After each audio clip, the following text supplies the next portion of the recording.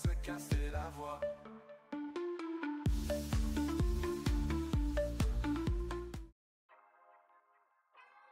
Bon, et bah je vais vous dire un truc, j'ai même pas envie d'être énervé aujourd'hui. Je dirais même que je m'y attendais un petit peu. On le sait tous, le déplacement à l'Emirates Stadium est l'un des déplacements les plus durs en Europe. On savait qu'on était attendu, on savait que Arsenal avait envie de battre le PSG, chose faite, hein, ils nous ont battu 2-0. Il y a beaucoup de choses à dire dans cette vidéo. Déjà, Donnarumma, qu'est-ce que tu fais sur les deux actions? La première, la sortie, c'est une catastrophe. La deuxième, c'est un peu plus compliqué parce que son champ de vision est un petit peu masqué, etc. Mais bon, je sais pas, bouge tes mains sur les côtés, fais quelque chose, reste pas statique. Et la première mi-temps, pour moi, n'a pas été à la hauteur malgré tout. On a essayé de faire quelque chose, mais ça n'a pas non plus été bon. La deuxième, en fait, comme à chaque fois, et là, je vais tomber sur Luis Enrique, à chaque fois, les premières mi-temps que le PSG font, c'est nul, c'est pourri. Il n'y a rien qui va la première mi-temps. C'est un désordre total. Déjà, je pense que même si il a bien fait de ne pas prendre Dembélé, je pense que ça y jouait quand même dans la tête de tous les joueurs. Doué, je ne sais pas s'il a les capacités pour le moment d'être titulaire dans un match comme ça contre Arsenal. Je ne pense pas, il était complètement paralysé le jeune. Je peux même pas lui tomber dessus. Il n'a jamais commencé un match titulaire, je crois, à part si juste à Reims. Mais là, le mettre titulaire contre Arsenal, c'est dangereux. Il est jeune, il n'a même pas encore joué une seule grosse équipe. Tu le mets titulaire à l'Emirates Stadium. Normal qu'il avait peur.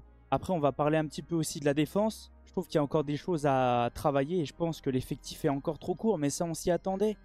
Tout le monde s'est plaint, tout le monde a dit qu'il y avait un effectif trop court, mais ça n'a pas été un mauvais match de Paris, hein. Mais on sent qu'il y a un petit cran d'écart quand même. Arsenal dans leur temps fort, même si c'est des fautes du PSG, même si c'est des choses bêtes, ils marquent. Nous dans notre temps fort, on ne marque pas. On tape la barre, on tape le poteau. Faut arrêter de se plaindre à dire il a pas sifflé penalty, il a pas... Il y a la barre, il y a le poteau, bah ouais. Mais quand tu es un grand d'Europe, ces actions-là, ça finit au fond. Ça finit au fond. Et je pense que vous n'allez pas tous être d'accord avec moi, hein. Mais je pense que ce genre d'action-là, ça doit être au fond. Même si on tape la barre, même si on n'a pas de chance, quand tu es censé être une grande équipe, les occasions, ça va au fond. Ensuite, j'aimerais parler un petit peu des pénaltys. Alors, le premier, pour moi, il y a pénalty, hein. Il n'y a même pas besoin de réfléchir. La main, elle est complètement décollée. Oui, je suis d'accord. Le ballon lui arrive dans la main, mais la règle, normalement... Après, est-ce qu'elle a encore changé? Je ne sais pas. Vos règles changent tout le temps. Mais là, la main, c'est pas un geste naturel. Il a la main complètement décollée. Donc maintenant, on ne sait même plus quoi penser. Beraldo, il n'y a même pas quelques jours, on a sifflé un penalty pour moins que ça. La deuxième faute sur Kolo Muani, il y a la même que de Hendrick il n'y a pas longtemps. Tu commences à faire la faute à l'extérieur, mais la faute se termine dans la surface. C'est un petit peu ce qui s'est passé avec Kolo Muani, non? J'arrive pas à comprendre.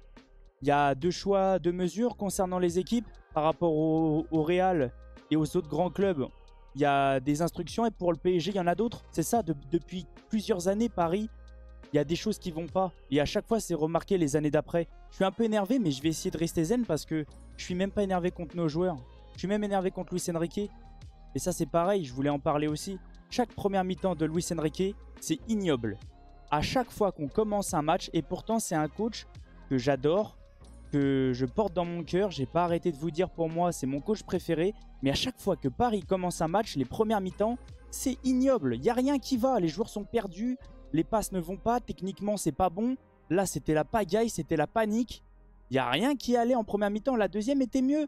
Mais comme à chaque fois, on joue mieux en deuxième mi-temps. Une fois qu'on en prend 2, 3, 4. Et moi, l'entrée de Kolo Muani, j'ai aimé. C'est vrai, j'ai aimé. Il a beaucoup plus apporté que les autres. Donc, va falloir peut-être se remettre en question et mettre Kolo Muani peut-être titulaire. En tout cas, bienvenue à tous sur la chaîne MTO Foot. J'essaye de rester calme, j'essaye de me contenir. J'essaye de faire passer un message déjà concernant l'arbitre, concernant Enrique, concernant nos joueurs. Il y a plein de choses qui vont pas, mais il y a des choses qui vont quand même. Faut pas non plus paniquer à dire c'est la fin. Bon, moi je sais que je suis le premier, quand je suis énervé, à dire n'importe quoi. C'est pour ça que j'essaye de redescendre, de me remettre la tête à l'endroit. C'est pas parce qu'on perd qu'on est éliminé ou quoi que ce soit. Mais c'est là qu'on voit qu'il y a quand même encore des choses à travailler, que l'effectif est peut-être trop court. Donc voilà. En tout cas, comme à chaque fois, bienvenue sur la chaîne MTO Foot. On se retrouve pour un après-match Arsenal-Paris Saint-Germain. On va regarder un petit peu tout ce qui s'est passé concernant le match. Je vais vous donner mon avis comme d'habitude. Et puis voilà. En tout cas, je vais vous souhaiter un bon visionnage. Avant que la vidéo commence, n'oubliez pas l'abonnement, le petit like, le petit commentaire pour le référencement et n'hésitez pas à partager les potes. Partons maintenant sur le débrief d'après-match. On va regarder un petit peu tout ce qui s'est passé. Déjà, principalement, comme à chaque fois concernant les cotes, pour tous ceux qui parient, les paris sont interdits pour ceux qui ont moins de 18 ans. Et ceux qui parient, faites attention parce que ça peut être dangereux. Concernant les chiffres, on va voir un petit peu comment est résumé le match. Première mi-temps, très compliqué pour le PSG, mais en fait, Arsenal, c'est qu'en fait, ils jouent tout le temps comme ça contre une grosse équipe. Ils ont fait pareil contre City, ils menaient, et après, ils ont arrêté de jouer, ils ont laissé jouer l'adversaire. Ça n'a pas loupé, c'est ce qu'ils ont fait, et ils ont tellement une grosse défense, tellement un bloc solide, que ça fonctionne, et que les équipes adverses n'arrivent pas à marquer. City a galéré, Paris a galéré. Comme on peut voir, Arsenal, dans ses gros temps forts, a marqué. Et c'est des buts bêtes, hein, parce que le premier, c'est une sortie catastrophique de Donnarumma. Le deuxième, c'est un coup franc bizarre, tiré par Saka, dévié par personne. Le problème, c'est que Donnarumma est masqué malgré tout, même s'il peut bouger un petit peu plus. Il est quand même pour lui, le deuxième. Il est un petit peu pour lui. Donc voilà. Et donc, le PSG, compliqué première mi-temps. La deuxième, ça, après, je m'y attendais. Arsenal a laissé le ballon au PSG, mais ça n'a rien fait, ça n'a rien changé.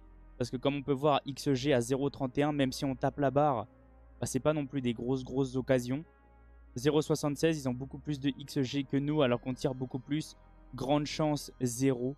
Donc ouais, c'était quand même compliqué malgré tout. Concernant l'effectif, la compo, Donnarumma catastrophique, je suis désolé.